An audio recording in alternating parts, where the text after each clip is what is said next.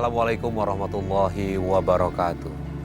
Selamat pagi pemirsa Tawakal yang dirahmati Allah Subhanahu wa taala.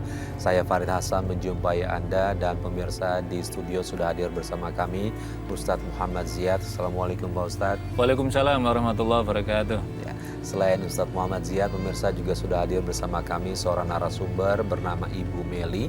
Assalamualaikum Bu Meli. Waalaikumsalam warahmatullahi wabarakatuh. Terima kasih untuk Pak Ustadz dan Bu Meli sudah hadir di Tawakal, dan insya Allah mudah-mudahan kita bisa mendapatkan jalan keluar untuk masalah yang dihadapi Ibu Meli, Pak Ustadz ya. Oke, Ibu Meli, Ibu bisa ceritakan ada masalah apa sehingga Ibu datang ke Tawakal hari ini? Iya, begini Mas Farid dan Pak Ustadz ya. Saya ingin menceritakan kisah saya. Saya ini benar-benar yang memiliki banyak dosa sekali Pak Ustadz. Di masa lalu saya dan pacar saya, kita berpacaran itu udah sempet kayak satu rumah kumpul kebo ya, hingga pada saat itu aku hamil di luar nikah, dan suami pacar saya itu ingin sekali anak kita digugurkan karena memang belum waktunya ya. Saya tidak mau menggugurkan kandungan saya dengan alasan saya takut ya, hal-hal yang seperti itu dosa. Kita aja sudah berbuat zina sudah dosa, tapi suami saya, pacar saya tetap bersikeras untuk menggugurkan. Akhirnya mau nggak mau saya memang sayang dan saya ikuti dia, turuti dia. Itu kejadian sampai 4 kali kita menggugurkan kandungan. Artinya 4 kali hamil. 4 kali hamil. 4 kali menggugurkan. Menggugurkan. Maaf, itu umur berapa waktu itu? Sudah berbentuk janin Pak Ustadz. Dari ada yang 4 bulan, sempat ada yang sudah ada kelaminnya, itu laki-laki ya. Dan kita kuburkan juga di salah satu pemakaman di daerah kita tinggal di sana. Tapi memang niat digugurkan kan, bukan ada masalah sama kandungannya kan? Memang niat digugurkan, padahal kandungan saya memang kuat sekali Mas Farid gitu. Tapi memang pacar saya itu tidak suka saya hamil gitu, tapi dia memang ingin melakukan itu kayak gitu. Pak Ustadz, gimana Pak Ustadz sampai ini bisa terjadi? Apa yang salah dari mereka berdua sampai? Saya merinding dekat cerita ini, merinding karena apa? Ini perbuatan dosa yang amat sangat besar. Iya Pak Ustadz. Jadi yang pertama begini ya, ini para pemirsa sekalian, saudara-saudariku, para pemudi yang dirahmati Allah, pentingnya menjaga diri, menjaga kehormatan. Jangan sampai kasus Mbak Meli ini menimpa pada kita semua, dan Mbak Meli datang ke sini tujuannya untuk kebaikan, ingin bertobat kepada Allah. Yang pertama Mas Harit, saya ingin menjelaskan begini. Jadi ketika ada muda-mudi berpacaran, jadi ketika laki-laki mengajak kemudian berhubungan, itu saja sudah menunjukkan jenis laki-laki yang tidak baik. Perempuannya juga, maaf, itu juga tidak baik. Apalagi sampai melakukan perbuatan berzina. Allah menyatakan, wala taqrabuz zina, jangan mendekati perbuatan zina. Innahu kana sabila, inna kana fahisatan wa sabila. Jangan kau perbuatan zina, karena itu adalah seburuk perbuatan yang keji. Jadi perbuatan yang keji dan seburuk-buruk jalan, maka tidak boleh, jangan sampai menempuh di sana. Jadi ketika perzinahan tadi sudah merupakan dosa besar. Lanjut lagi yang kedua, penjelasan yang kedua, apalagi ini kemudian sampai ini perbuatan di luar nikah, kemudian akhirnya kemudian mengandunglah tadi, hamil.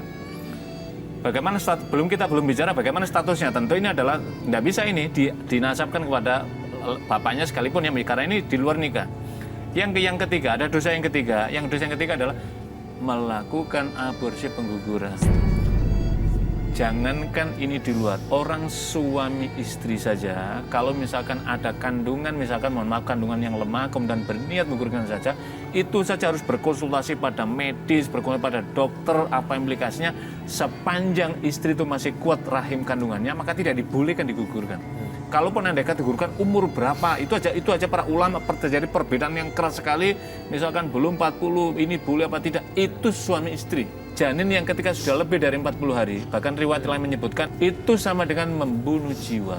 Dan Al-Quran menyatakan, siapa yang membunuh satu jiwa dengan sengaja, faka'annama qatalan nasa jami'a, sama dengan ia membunuh seluruh umat manusia. Apa maknanya?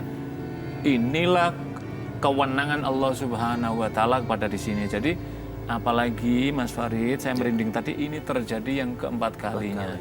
Kita boleh, para pemirsa, ada adikku, anak-anakku yang perempuan mencintai pacarnya, itu boleh, tetapi tidak boleh sampai melanggar ketentuan Allah dan Rasulnya.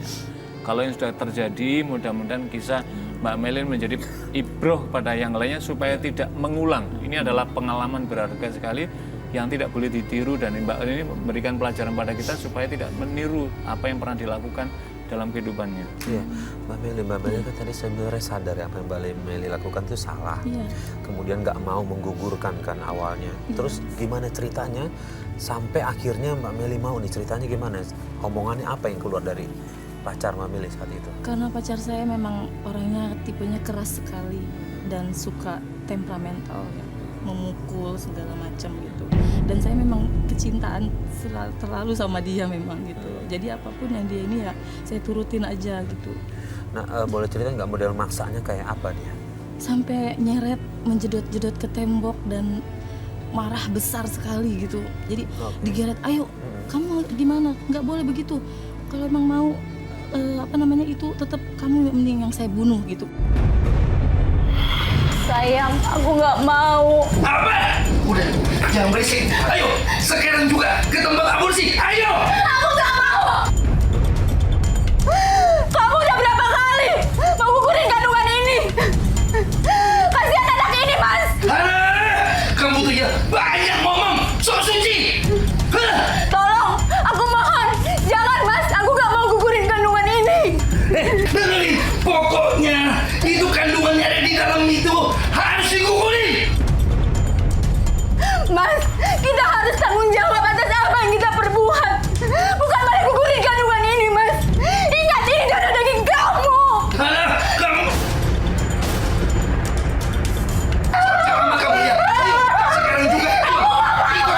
Ayo ikut. Ayo ikut. Tolong, Mas.